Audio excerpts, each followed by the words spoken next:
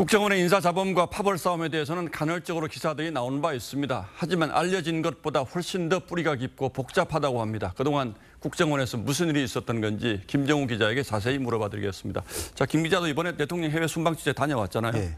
순방 중에는 뭐 국정원 인사에 관련한 분위기나 조짐 이런 건 못 느꼈습니까? 뭐 사실 그 지난주 초에 순방을 떠났을 쯤에만 해도 국정원장 후임을 계속 구하는 중이다. 이런 정도의 기류는 파악이 됐지만 당장 교체할 분위기는 아니었습니다. 그런데 그 파리 현지 시간으로 금요일 밤쯤, 그러니까 서울에선 토요일 새벽 시간대였죠. 윤 대통령이 국정원 관련 사안을 충분히 판단할 수 있게 관련 내용들이 보고됐다는 걸 파악을 했습니다. 그동안 대통령실은 국정원장 교체설에 대해서 오보라거나 뭐 그대로 간다는 입장이었는데 이제 기류가 바뀐 겁니다.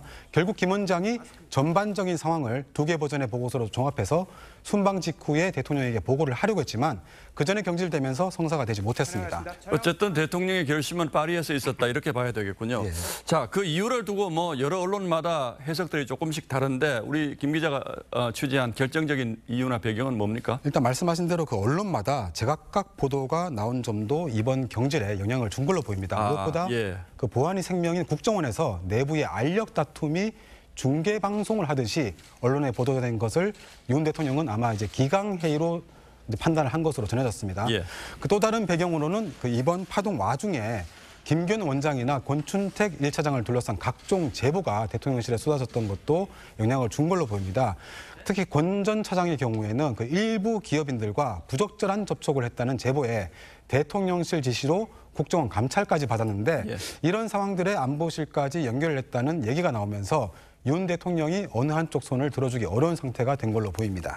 그러니까 국정원 내 파벌들의 이해관계에 따라서 이 매체는 이렇게 얘기를 하고 저 매체는 저렇게 얘기하고 이런 것들이 그동안 언론에 보고가 됐는데 이것도 큰 문제다 지금 이렇게 판단을 했다는 건데 크게 요약을 하면 김규현 원장 대 권춘택 1차장 사이의 알력이 문제였다 이렇게 봐도 됩니까? 네, 그 김규현 원장이 그 비교적 강성으로 꼽히는 그런 인사입니다. 그래서 이전 정부에 협조적이었거나 아니면 문제가 있다는 지적을 받는 직원 상당수를 정리하려는 그 움직임을 보였고요.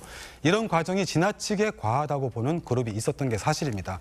그게 처음 불거진 게 김 원장의 비서실장이었던 김모 국장과 조상준 전 기조실장 사이 갈등 구도였고요.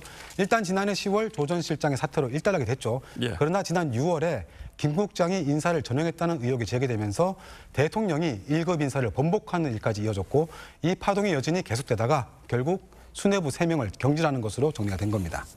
국정원이라면 국가안보의 뭐 가장 중요한 일을 다루는 곳인데 사정이 이랬다면 그동안 일은 제대로 됐을는지 이것도 걱정이고 또 이렇게 3명을 동시에 경질할 수밖에 없었던 뭐 용산의 고민도 이해가 되는데 앞으로 잘 정리가 될지 이것도 지금 참 의문이군요.